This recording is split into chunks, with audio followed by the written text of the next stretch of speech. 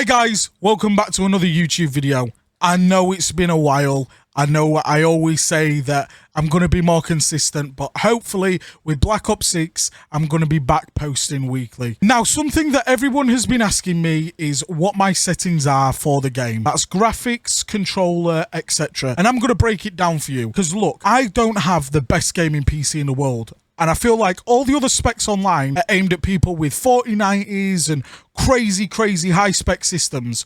So let me take you through a rundown of what I personally use to get clips like this. 100%, 100%.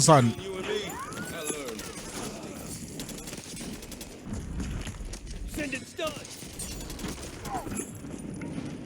I got movement.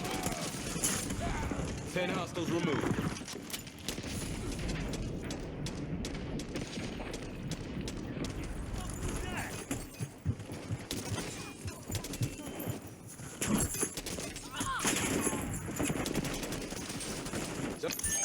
They got our HVT. Oh no, that will be Quad C4. Let's go. Quickly, before we get into the video, if you do enjoy this content, please smash that like button, subscribe, it really helps me out, and comment if you enjoy this. So we're going to go into the settings here, and firstly I'm going to take us into the quick settings. I rock a 7.7 cents on both of my horizontal and vertical stick sensitivity. I feel like that's the perfect sweet balance between being fast and being slow. Button layout default. Now, I do use an aim controller. Use code MubMob. At the checkout store, I'll pop the link in there. I honestly believe it gives me an advantage. Being able to use crouch and jump, especially on Black Ops 6, is really handy with the Omni movement. I've got no controller vibration on. I recommend everybody turns this off. It will feel weird at first, but once you get used to it, you'll realize how much of an issue and how much of a distraction controller vibration is. Field of view. Now, I was on 120 for years.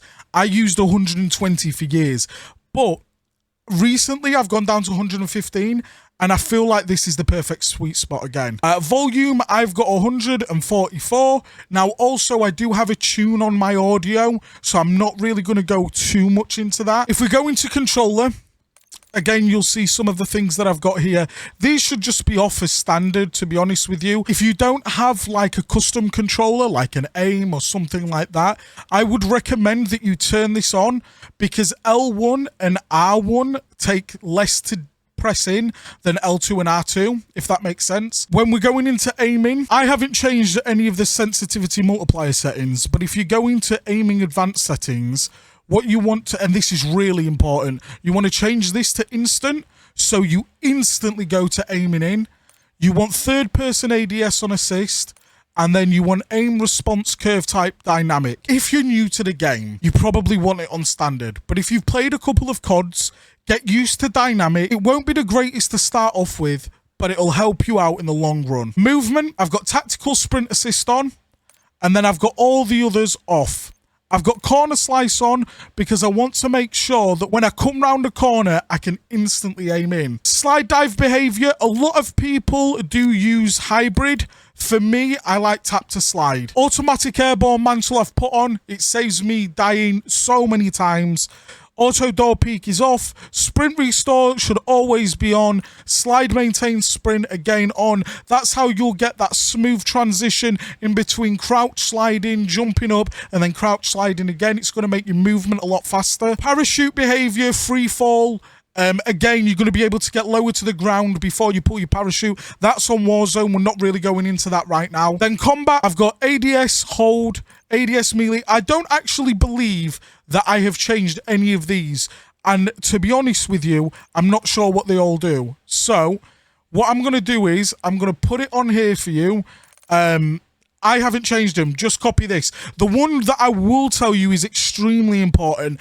Armor plate behavior. Apply all. This makes sure that when you're in Warzone, it'll apply all plates at once rather than you having to constantly spam triangle. If we go to graphics, here's the tricky bit. You guys on console will be able to copy most of these, but this is primarily aimed at PC players. So as you can see, I've got a humble 2080, I've got a screen refresh rate of 165, and I am at 1080p.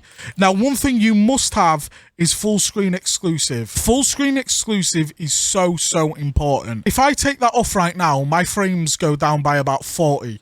So you must make sure that full screen exclusive's on. On this actual menu, that's really all you really need to be worrying about right now. On quality, if you've got an older card, so anything from 30 below, I would recommend that you go for nvidia DLSS. This will correct anything that it needs to without affecting the frames. You want nvidia DLSS frame generation turned off, and the VRAM scale target at 80. That's a nice in-between.